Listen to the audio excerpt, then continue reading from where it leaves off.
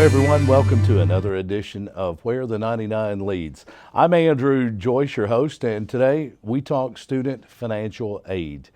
Student Financial Services Director at the University of Pikeville, Judy Bradley, our guest today on this edition of Where the 99 Leads. And Where the 99 Lead, we talk of those historic 99 steps that lead from the University of Pikeville campus back into our community and into our world. Of course, those iconic 99 that lead to the University of Pikeville. We talk many different topics on this show: academics, athletics, and the Kentucky College of Osteopathic Medicine or the Kentucky College of Optometry. So many different programs around the university. Someone has to pay for those. Student Financial Services Director Judy Bradley in studio. And Judy, one of the most important things for students, for parents, when they're beginning their college education and throughout, is financial services. Welcome in. Thank you. Good to be here, Andrew. Always great to have you here because so much information and financial aid, grants, scholarships, tuition, always changing. Year to year, there are tweaks in the laws and the way things are done, and you stay on top of that, and I think that's so important. And today, as we close out another calendar year, that means another deadline is looming.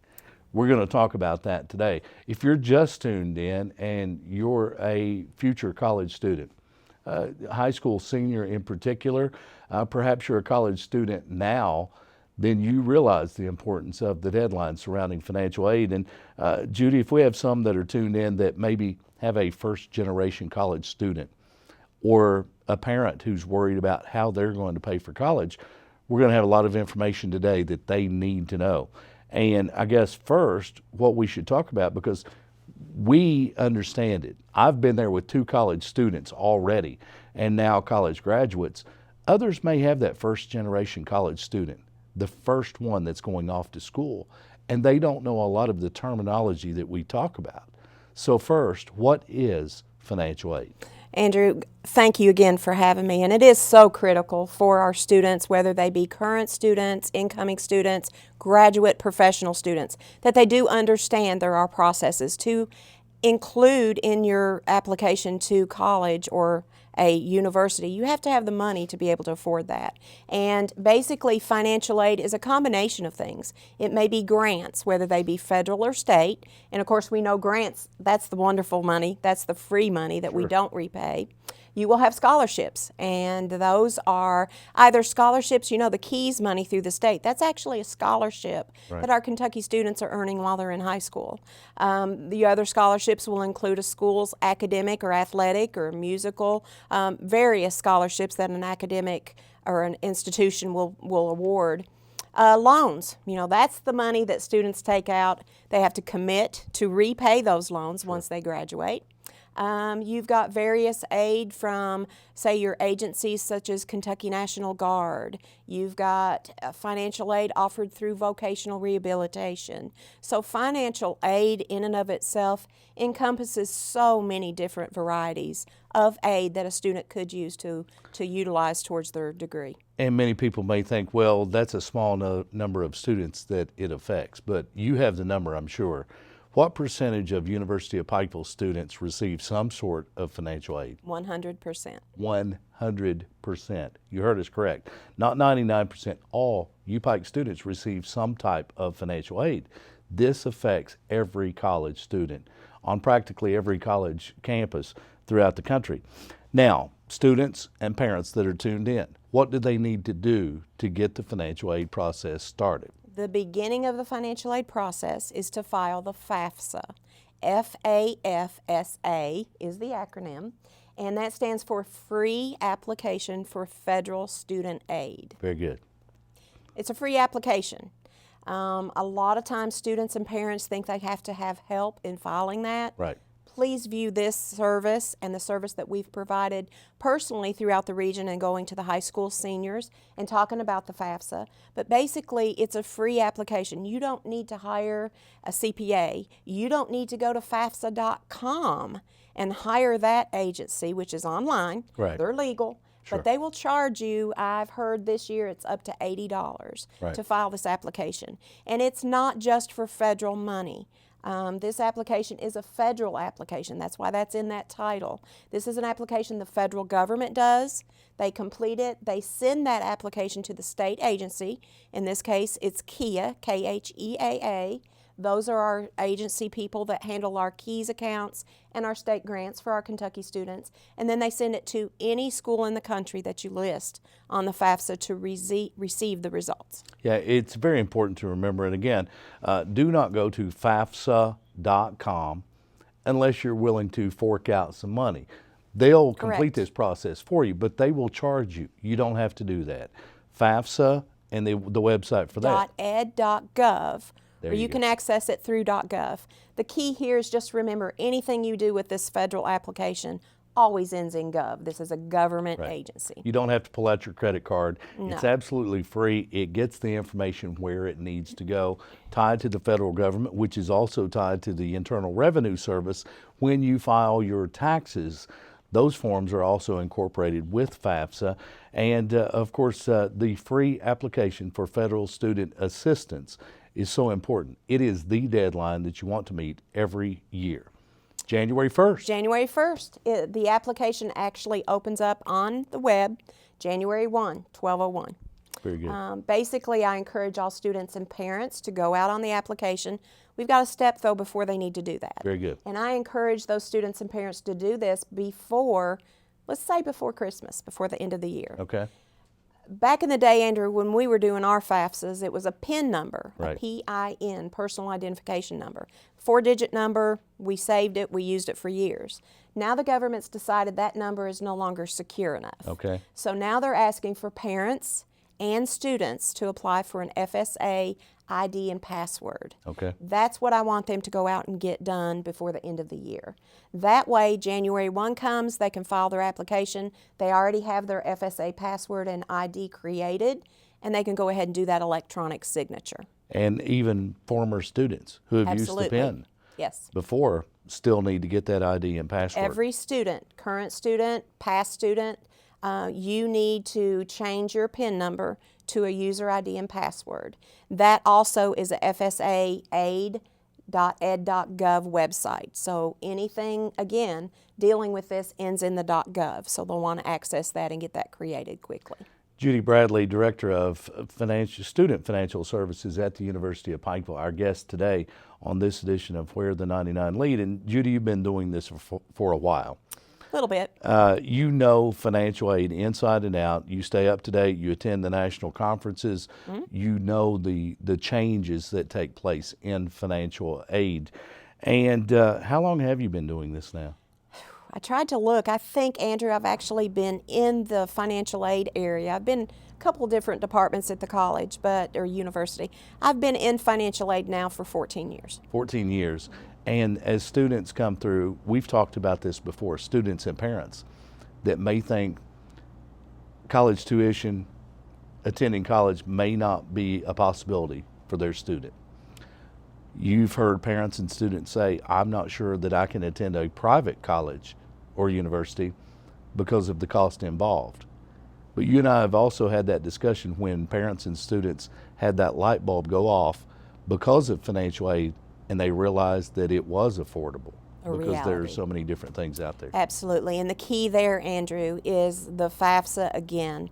You want to make sure that you get this thing filed, get it submitted, so that then in turn when it's actually calculated, it will be sent to KEA. KEA awards their grants if a student is eligible on a first come, first served basis. So the first one in with their FAFSA, they go to KEA, they're fine. KEA will reserve a student CAP grant this year. We know the amount for just this year. Sure. We don't know if it'll change for 16-17, but CAP grant is $1,900. Sure. And that is free money that's awarded to students that are Pell eligible. And then here's the take on the affordability for a private school. There is a KTG, Kentucky Tuition Grant. Currently, that grant is $2,910 for 15-16. Right. We anticipate it stay the same for next year. That goes only to Kentucky residents that are full-time and attending a private school. That takes a big bite out of our tuition. Sure. That normally, yes, is high because we are a private institution. Right. When I can combine that with the additional financial aid that we at a private school can offer that maybe a state college can't, Right. many times that's when, Andrew, I see those happy tears. Oh, sure. Most of the time it's from the parents. Sure. The happy tears when they realize, hey, we can afford you, Pike, Right. and you're private. The KTG grant is used to bridge the gap. It is. The cost of a private college tuition as opposed to a public. And it makes a huge difference. It's very important. Another reason the deadlines need to be hit. January 1st or as soon after as possible, those deadlines do matter. And you've had parents out there in the past that said, I make too much money. Absolutely. I'm upper middle class. I'm not going to file that FAFSA. I'm not going to file it. And they miss out They do. on lots of dollars, or if a student perhaps needed a student loan, a FAFSA still has to be filed. Absolutely, absolutely. And if I can, let me go back to the KTG. That grant, they don't have to be eligible for the Pell Grant. Right. That is also intended for those upper middle class people that you make that money, but you don't have the means to pay for a full tuition at a private Right. school. Well, again, that helps reduce that expense to that family. The KTG grant is available if the student displays need. Sure. And by the time you add up cost of attendance for a private college, you're going to have plenty of need. Sure. The other two items that a lot of times these upper economic class, they basically may still have need to where we can award them work study. Federal Right. work study is a campus-based program that the institution receives from the government. When I get those FAFSA results at my school, Andrew, I package students. So the more students I package that have their FAFSA results to me early, Right. I'm going to run out of funds eventually myself. So again, those work study funds could go to that economic class that aren't necessarily Pell eligible. Yeah. One of the biggest things we'll say today, January 1st, an important date, you want to hit the deadline. As soon as you can file your FAFSA, you want to do that because money's run out. Yes. We all know the difficult economic situations. The federal government has those. They are cutting back on the amount of money. It's still there, but you've got to get there early. Right. State monies, Same way. same way.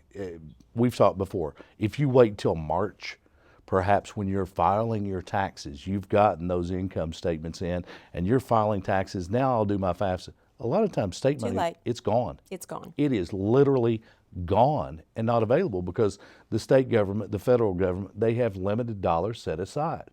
That's why you must file January 1st or as soon after as possible. And then the federal and state government, those monies are set aside. They're Yes. earmarked and they are there for you as you are in Correct. queue. So therefore, if you apply January 1st, you're in the queue. You are. The monies are there, and you've guaranteed that. Now, a parent's asking the question, wait just a minute, Mr. Andrew.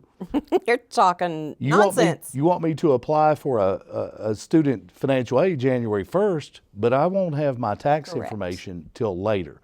What do they do? All right. You won't even have your W-2s January 1. Exactly. So how do you do it? The government has created, to the request of those my peers throughout the country, to say, hey, give us an option. And the option has been opened up on the FAFSA for several years now. Right. Students and parents can go to the question that asks about their tax return. And it simply will ask, do you have your taxes done yet? And also let me mention, the 2015 income is what will drive this upcoming academic year, Sure. 16-17. So let's just clarify that students and parents will need to include the income for 2015. Right. So what we ask that they do is if the income is comparable to maybe what they made in 14, we know if we're in the same job and everything's pretty much comparable, just pull out last year, 2014 tax returns, complete that answer by saying will file. Sure. That's where we come out with that term people are saying, what are you talking about? Right. Will file means that you're estimating the income Right. and you're telling the government, the Department of Ed, that your taxes are not completed yet. Sure. And then you want to do a good estimate of what that family income is. It could be 2014's, or it could even be the last pay stub that you received in Absolutely. 2015. You have your income figures You do. there. You have your adjusted figures there. You do. The hard part might be that you're looking at what you paid in taxes. Sure. But again, if you've got that on a W-2 or your tax return from a prior year, by all means use that. Don't ever put zero Right. for an income when you make a little over zero. Right. We Sure. see that very often. But will file, very important. And then when the tax information is filed, it will be imported into the FAFSA documents. Yes. And you need to go back to FAFSA, and you have filed then. Right. Include the information. It's tied together, and all of that money that was set aside, it gets verified. Everything's good to go then. But it's so important. Go ahead and file the FAFSA, even without the tax returns. Yes, very important. And that's why that will file is open, so that you can do this process on January 1st. Now, back in the day, we used to be able to wait till March. Sure. But again, like you stressed, money is of the essence. Right. It goes very quickly, especially you mentioned in this time with loss of jobs. We've got more and more students going back to school. Right. They can't get jobs, so they're going to go back and get their education. So you've got more and more students applying, and you've got more students educated on how important this time frame is. Right. So it's very important. FAFSA very important to federal money, state money, of course, grants, scholarship assistance as well. There's also institutional scholarships and institutional money. Those not so reliant on the deadlines. But still, you've got to get the FAFSA completed to be eligible for any of that institutional money as well, or private scholarships. Yes. So many different options available there. Some institutions actually, before they award their institutional scholarship, they will require to see a FAFSA result. So you need to make sure when you're looking at your institutions, if you're a new freshman, and make sure you know those certain requirements for the scholarships at the institutional level. You're out in the schools I now and talking to high school students that are preparing for college. What is the biggest question? What is the question you are most asked by high school students or parents? Can I afford it? Ah, And of course, they know I'm financial aid. Many of them don't understand the difference between a state college and a private college. Sure. So once you educate them of that, they don't understand the different concepts or the different items in a financial aid award letter. When Right. I say package, it's fun this time of year because I tell them, now that's not your Christmas package with the bow on it. Sure. That's your award letter. And I tell them, and I think I mentioned that this morning on the radio, we would all love to buy and drive a Jaguar, but we cannot all afford a Jaguar. right. Use this process, the FAFSA process, to apply and see what the results are. List those 10 different colleges that you might remotely attend. Right. And we'll talk about that in a minute, Andrew, about why that's important. But let those colleges that receive those results give you that quote.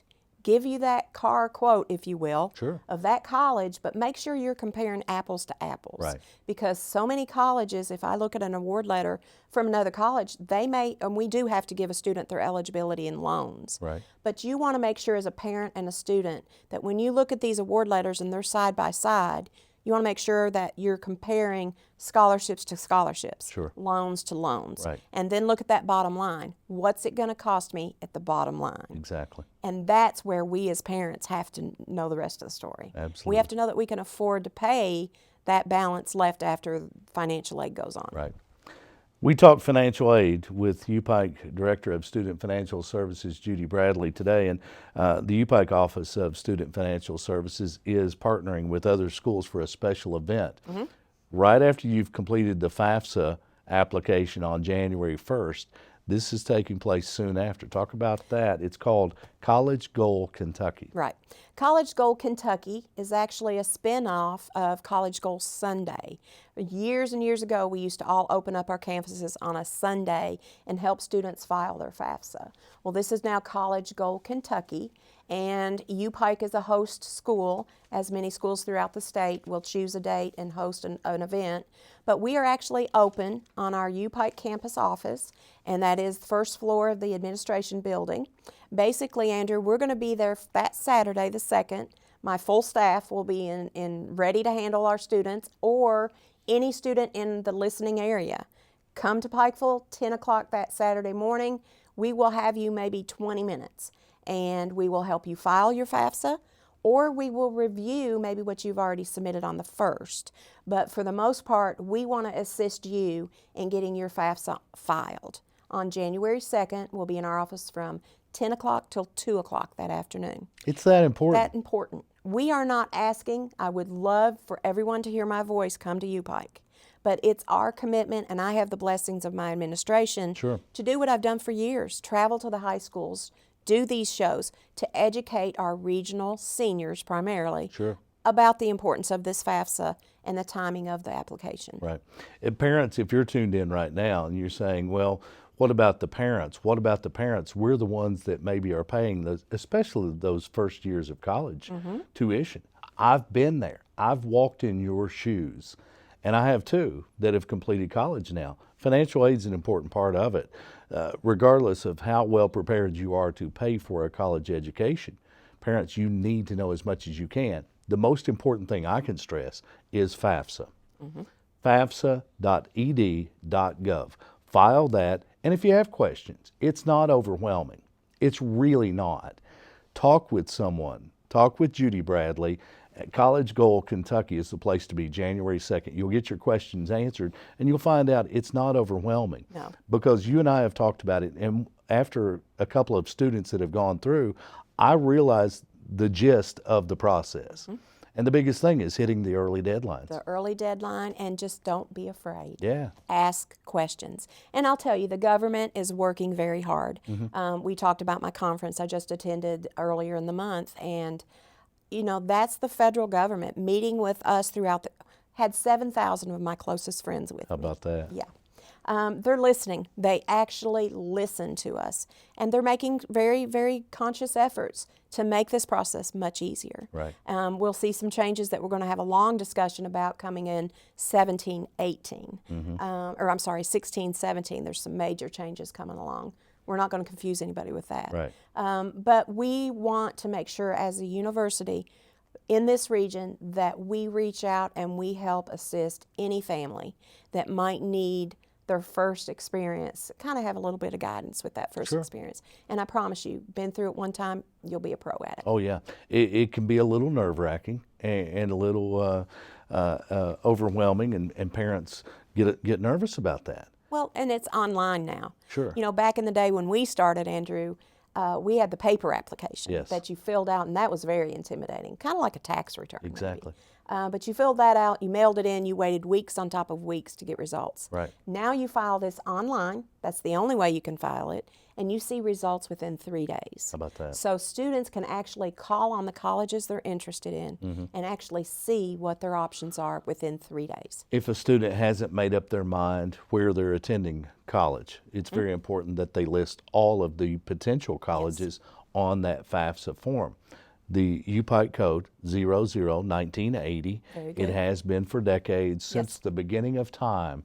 When they filed FAFSAs on stone tablets, There you it was 001980, and it still is today. And we encourage you, whether you're seriously considering the University of Pikeville, it is your one and only choice or not. Include the University of Pikeville on your FAFSA, and that way you receive an award letter from the University of Pikeville and all other colleges that you might be considering. You want to include them all, up to 10. It didn't used to be that many. It didn't used really to. It has used to. I expanded. think it was maybe 4. Yeah. Then it went to 6, and now it's 10. And you are correct. List any and every college. The one question that I do when I talk to my students at the high schools and us is, you know, let's common knowledge. Students want to get out of here. Sure. They want to spread their wings. They want to go to Lexington or Louisville. But you know, Andrew, statistically, I bet I could prove half of them come back. Sure. Whether it be that's not what they thought they were going to, they might have fallen in and out of love, or you know, whatever. If you list a school, maybe in your hometown, like UPike or Big Sandy, we at least have that access to that information, so we can get your package done very quickly, seamlessly, and you will know exactly what it will cost you. Exactly. The FAFSA are very important. The deadline, January 1st, at some point on New Year's Day. While you're watching the Rose Bowl parade, complete your FAFSA application. And eating your cabbage rolls. Exactly. If you have questions, January 2nd, the offices of Student Financial Services at the University of Pikeville will be open, College Goal, Kentucky. And then a little later, a week or two into January, you have another program that is open for financial questions, financial aid. Talk about that. This is a wonderful opportunity for families and for our current students. We started an open house last year, very successful. From January the 11th through the 15th, that whole week, our office is going to be open from 7:30 a.m. to 6 p.m. And that is where we are inviting, again, families. Hopefully they're not late in getting their FAFSA filed, but let's hope they get it done by January 1st, 2nd, no later than the 5th. Sure. They can give us a call, come by and see us. Of course, again, Andrew, we have to be on that FAFSA to be able to see it. Right. Okay? So what we're offering for those of you that are listening, we want to offer an opportunity to where we can look at your FAFSA. Right. We can make sure there are no critical errors in that report. Once we do that and can help make the corrections that might need to be made, that will help from going through some heartache maybe later. And what I mean by that is there could be some critical errors, not to scare you, but there could be some critical errors in that FAFSA that might keep it from calculating. Sure. And those are errors that need to be noted very early. And that week would be early enough to get corrected and kind of just help those families along with just the review, just to let them know. And of course, if they are just coming back into town, maybe they're our students, that's going to be an opportunity for our students to, again, do the same review and to let us help them renew their FAFSA. That's one thing we want to make sure everyone understands, Andrew. This isn't just a one-time thing. Right. This has to be done every year, even into graduate or professional programs. Absolutely. Financial aid, very important to the college process, and anyone who has attended realizes the importance of the financial aid office. They become your best friends. Judy, of course, walking students and parents through the process, it truly is not as intimidating as it seems. One application submitted early in the new year as you can. January 1st is preferred. Get that done, and it opens doors for financial aid. Grants, scholarships, tuition assistance, loans, it all has to go through a FAFSA application. It's that important. We focused a half an hour on it today because it is that important to focus on December or January 1st, that deadline. And again, for those that are tuned in that maybe have done the PIN number, the PIN code related to the FAFSA, this is new. And this is something that I think many returning students may need to know. Absolutely. Is you now need a user. FSA, Financial Student Aid, user ID and password. Very good. They will create that. Very, very easy process. FAFSA.ed.gov. That deadline, January 1st. Get it done. That's the first you can file it, is January 1st. Get it done then. College Goal, Kentucky, January 2nd at U-Pike in the administration building, and then the open house for financial aid, January 11th through the 15th. Yes, sir. Judy Bradley, Director of Student Financial Services at the University of Pikeville, our guest on this edition of Where the 99 Lead. Judy, thanks for being with us. Thank you, Andrew. Answering all of your questions regarding financial aid, there to serve you.